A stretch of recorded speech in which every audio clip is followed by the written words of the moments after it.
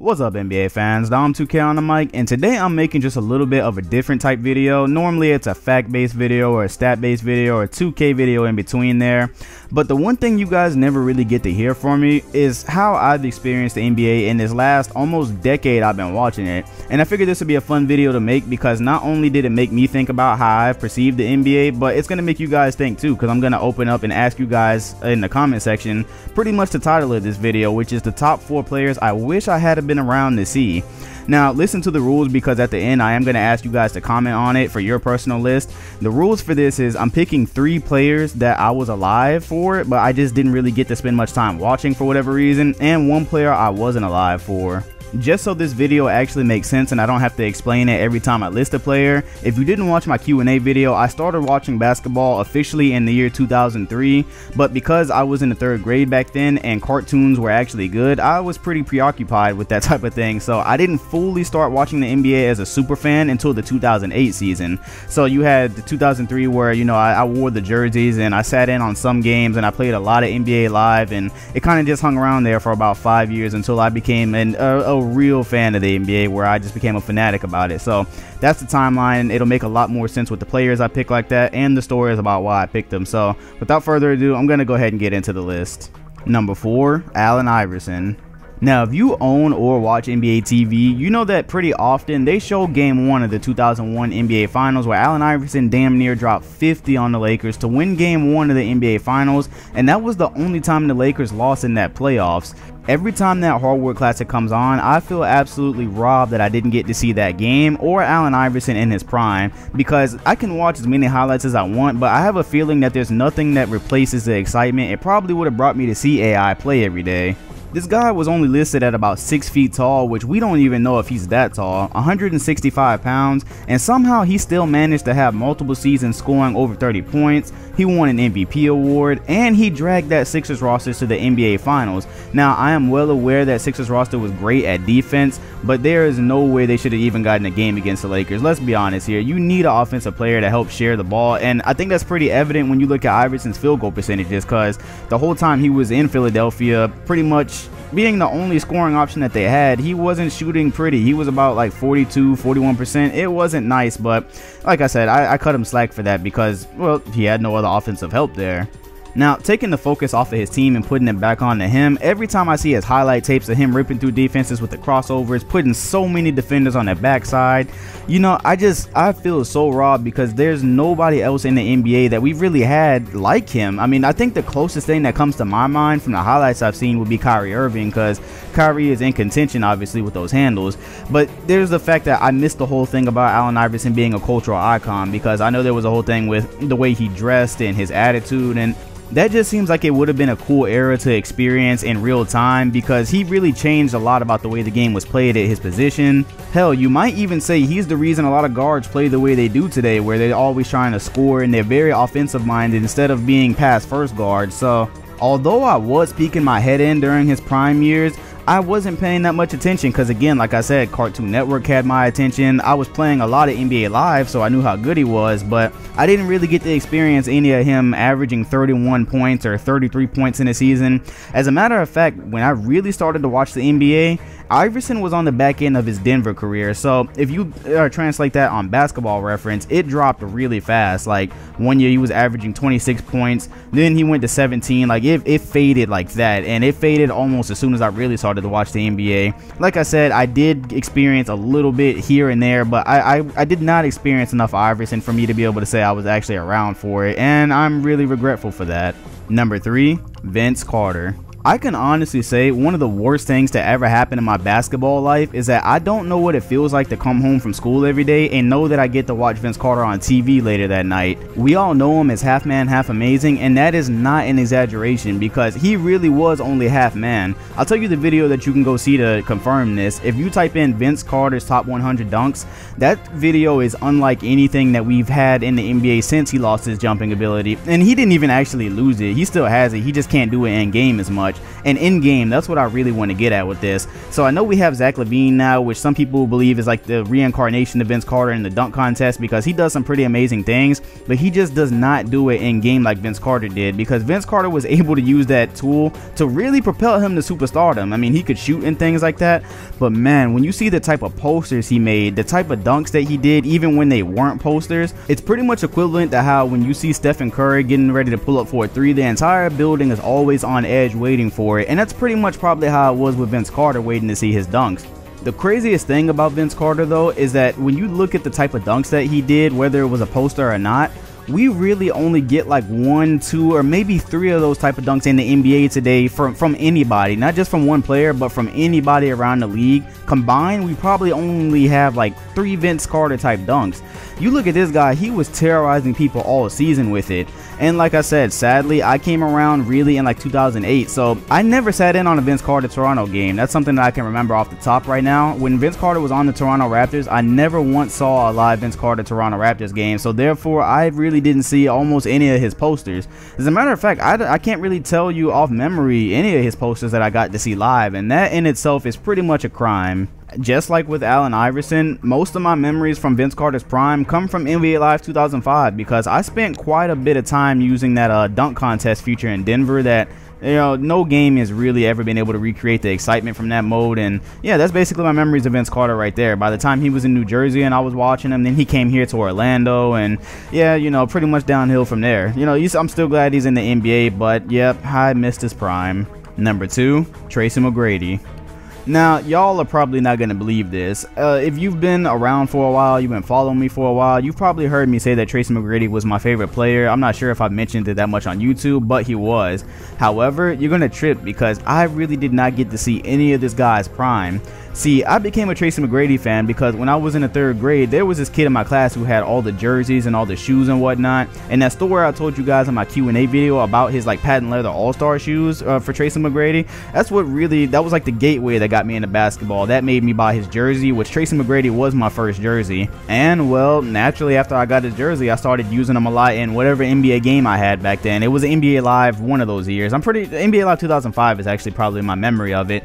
And everything I knew about T-Mac as a kid pretty much came from, you know, I saw him on TV sometimes, but mostly it came from the video games. I had a T-Mac bobblehead. I basically decked out my entire room in Orlando Magic gear at that time. I was a little kid. I just liked stuff, really. That's the whole thing with it. I liked stuff. So I barely watched any of his games because the video game form was enough for me. So all I really got to hear was stories. I heard all these stories that I've actually confirmed, obviously, through going and doing my research about his scoring ability, and this guy was almost as good as Kobe, I've heard. Some people think he was actually better than Kobe Bryant in his prime. I'm recalling a story off the top of my head where Kobe Bryant actually says that Tracy McGrady was the hardest player he had to guard, and I missed all of that. As I've reiterated probably like 2 or 3 times by now, I came to the NBA in the 2008-09 season, and well, that's almost exactly when Tracy McGrady started to have all his problems. He started to have that, I'm pretty sure microfracture surgery came in between those years. So I really, by the time I started watching the NBA, T-Mac was gone. Like, he was gone. He was dealing with injuries.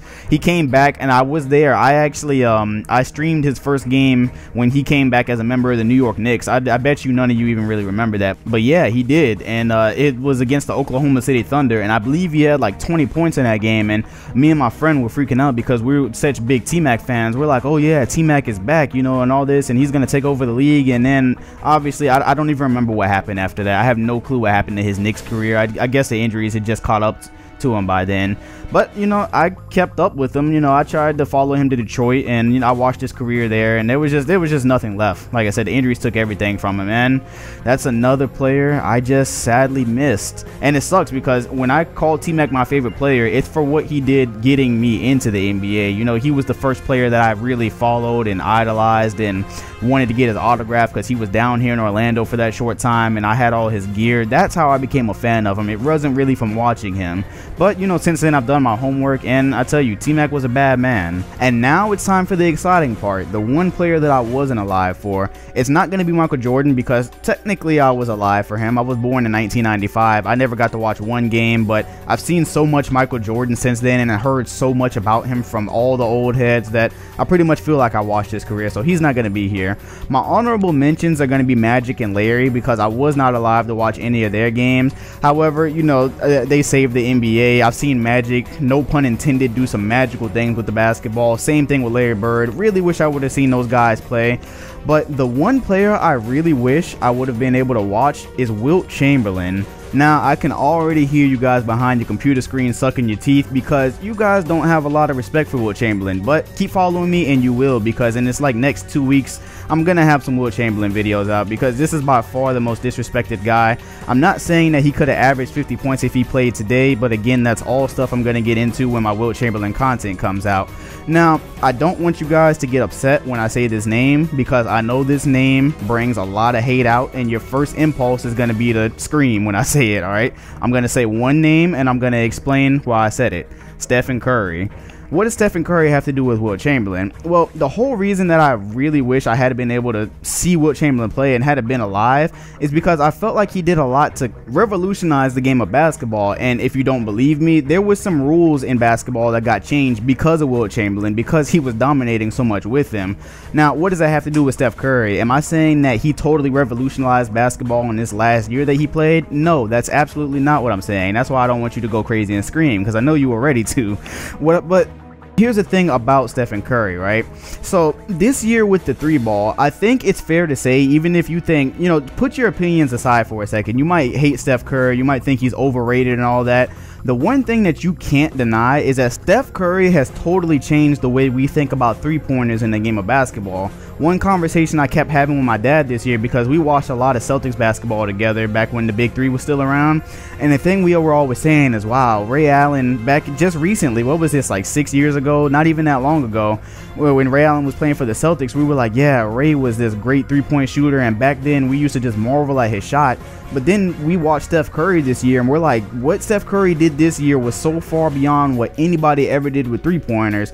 So for instance, we've never seen a player where you actually have to take him seriously when he looks like he's going to pull up a couple of feet before half court.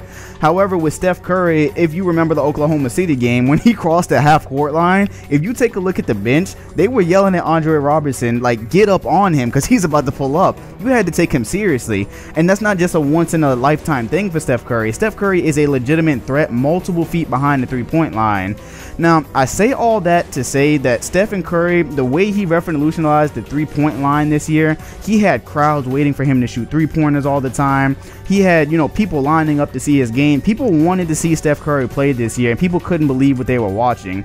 And I wasn't alive in the 60s for Wilt. I wasn't even thought of yet. But I really think that that's probably how it was with Wilt Chamberlain, because Wilt Chamberlain was doing things that nobody had ever seen before, pretty much like Stephen Curry did this year with the 3-point ball, except, you know, Wilt Chamberlain was doing it in a lot of different facets of the game.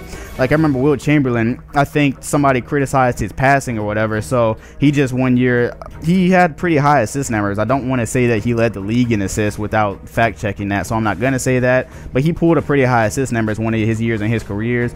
But when you think about averaging 50 points, and his physical attributes is another thing that doesn't get enough respect from fans. Wilt Chamberlain was a very strong guy. You're going to hear in a lot of the stories I tell, very big, very strong. And I feel like Wilt Chamberlain back in the 60s, he was the only place that you could get that type of basketball. So back then, games weren't really televised. Things really got around by word of mouth more than often, and if you weren't there, maybe you didn't see it. But I really feel like going to watch Wilt Chamberlain play was like watching somebody change the game of basketball. It was like watching a pioneer just completely, really just revolutionize things, honestly, because you've got all these regular NBA players, and then here's just this monster that can put up 38 points in his sleep, put up 50 points in his sleep. He just did so many things back then that I'm going to get into. I don't want to get too deep into now, but that's why I wish I would have been able to see him play. Wish I would have been alive to see him play, because the feeling that I got watching Stephen Curry change how we think about 3-pointers this season, I really think I would have got that same feeling watching Wilt Chamberlain pretty much change the game of basketball back then. And although there's been nobody like Wilt, nobody's really averaged 50 points, we have had some physical anomalies since then, like Shaquille O'Neal. I mean, that's pretty ridiculous. Do I really need to go in, you know, how crazy it probably would have been to watch him, right? So there's my list of players that I wish I was around for, and one player that I wish I was alive for. And what I want you guys to do in the comment section is give me that exact same list. Give me 3 players that you wish that, you know, you were alive for, but you just didn't really watch them play because maybe you just weren't that into basketball yet, and 1 player that you weren't alive for. The reason I didn't do like a top 10 is because, to be honest with you, I could have went on forever with tons and tons of players I wish I had seen play, but I did not want to make this a 40-minute video. So there's the video. It's a little bit different than anything I've done on this channel, but I hope you guys enjoyed it because I enjoyed making it. I'm doms2k, and I'll see you guys on the next video.